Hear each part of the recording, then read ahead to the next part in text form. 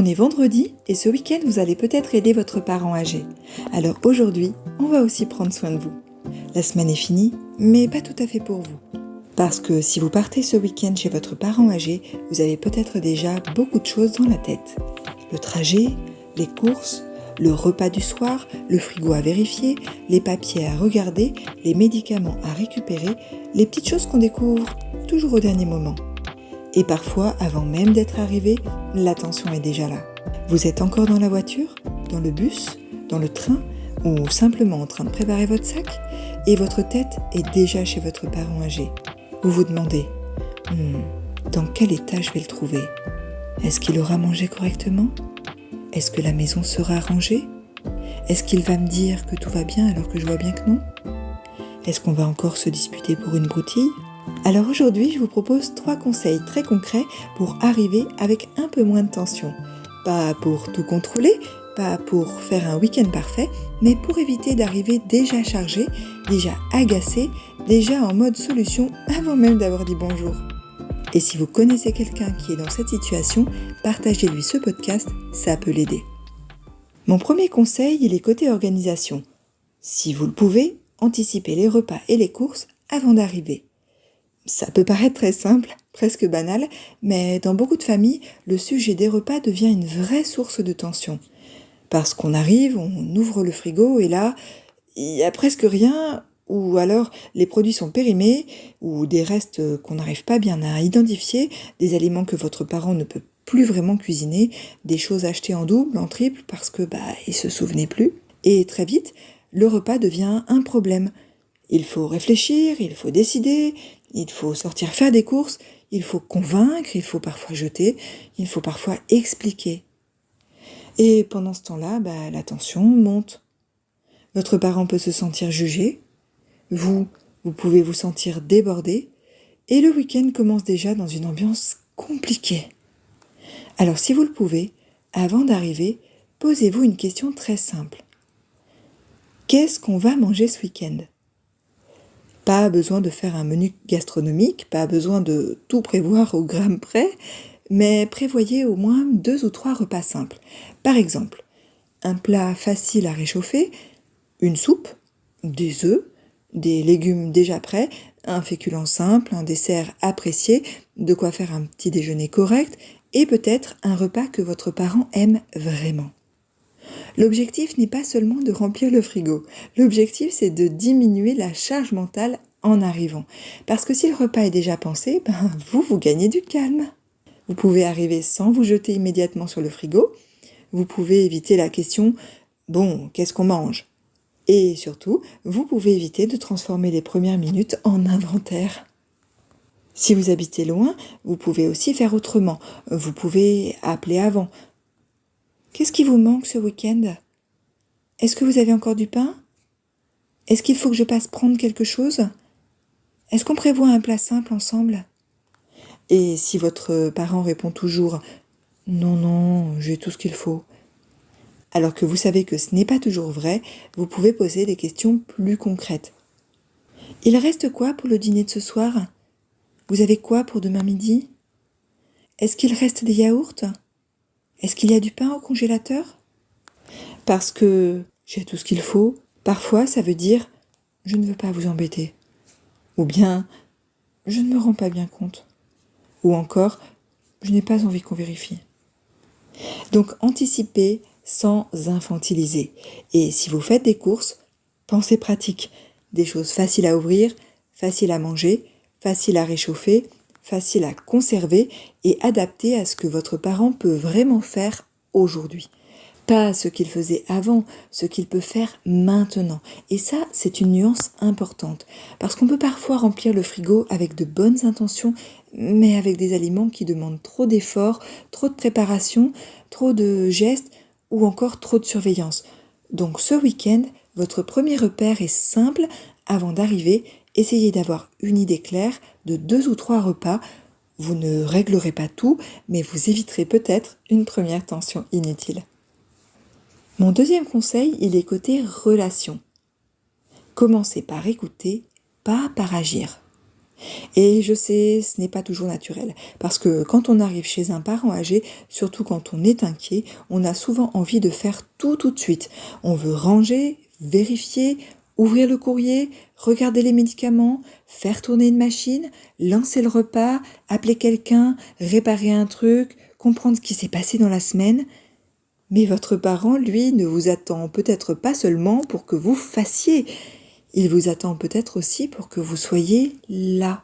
Et parfois, c'est là que la tension commence.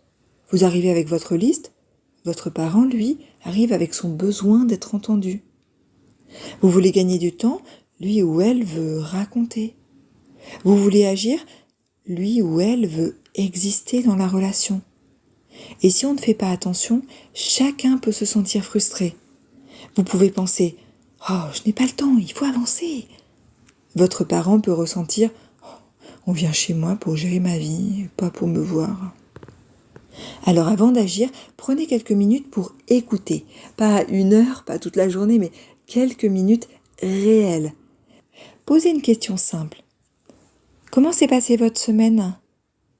Et ensuite, essayez de ne pas couper trop vite, même si la réponse part un peu dans tous les sens, même si vous avez déjà entendu cette histoire, même si vous voyez très bien qu'il y a autre chose à faire, écoutez d'abord, ce n'est pas perdre du temps, c'est souvent en gagner, parce qu'un parent qui se sent écouté est parfois plus disponible ensuite pour accepter de l'aide, et surtout, vous captez des informations précieuses.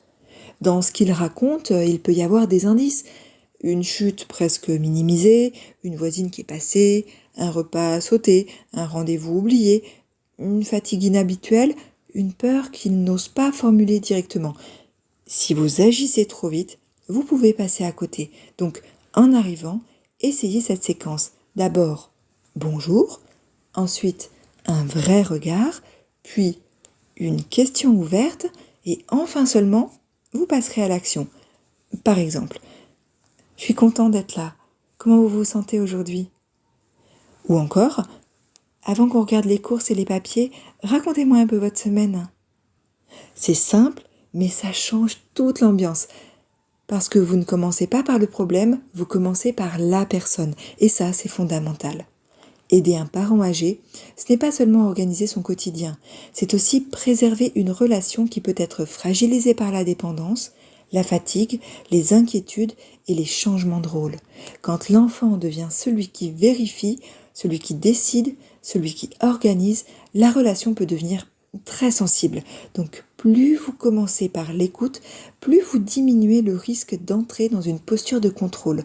Vous n'arrivez pas en chef de chantier, vous arrivez comme un fils, une fille, un proche. Et ensuite, oui, vous pourrez agir. Mais l'ordre compte. Écoutez d'abord, agir ensuite. Mon 3e conseil, il est pour vous. Respirez 2 minutes avant d'entrer. Vraiment. Avant de sonner, avant d'ouvrir la porte, avant de monter les escaliers, avant de sortir de la voiture. Prenez 2 minutes. Parce que souvent, vous arrivez déjà chargé. Chargé de votre semaine, chargé de votre travail, chargé de votre famille, chargé de vos propres soucis, chargé de ce que vous savez déjà devoir faire, chargé de ce que vous redoutez de découvrir. Et si vous entrez avec toute cette tension, elle entre avec vous. Votre parent va peut-être la sentir, vous allez peut-être répondre plus sèchement, vous allez peut-être être moins patient, vous allez peut-être interpréter une phrase comme une critique, vous allez peut-être vous agacer plus vite. Pas parce que vous êtes une mauvaise personne, mais parce que vous êtes déjà saturé. Alors avant d'entrer, faites une mini transition. 2 minutes. Vous pouvez rester dans la voiture, vous arrêter devant l'immeuble, marcher un peu plus lentement, posez votre sac et respirez. Inspirez, expirez. Et dites-vous simplement, je n'ai pas à tout régler en arrivant. Encore une fois, je n'ai pas à tout régler en arrivant.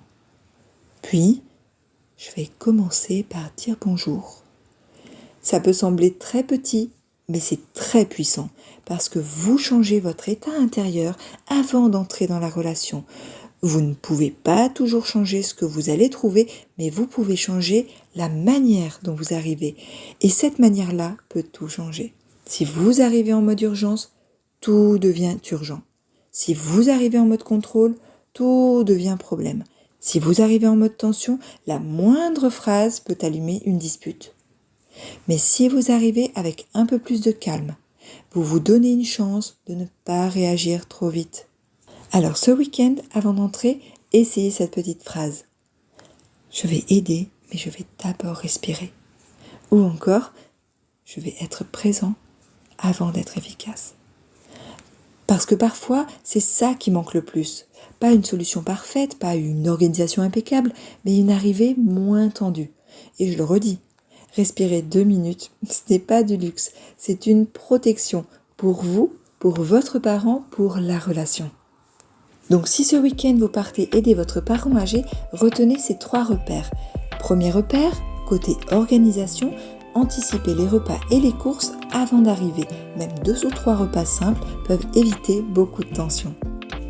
Deuxième repère, côté relation, commencez par écouter, pas par agir.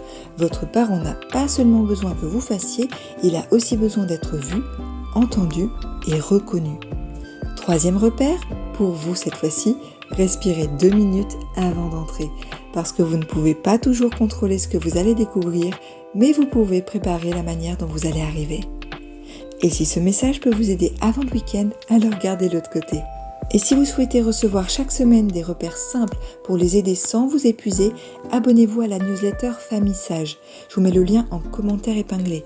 Vous y trouverez des conseils concrets, des pistes d'organisation et des repères pour accompagner votre parent âgé avec plus de clarté, sans attendre la prochaine urgence pour vous poser les bonnes questions. Et si ce podcast vous a plu, mettez un like pour aider sa diffusion auprès de tous ceux qui peuvent avoir besoin d'entendre ce message de soutien. Parce qu'aider un parent âgé ne s'improvise pas et ne devrait pas vous épuiser, on se retrouve vendredi prochain pour un nouvel épisode. Cultivez votre bien-être pour prendre bien soin d'eux. Famille Sage, à nos familles.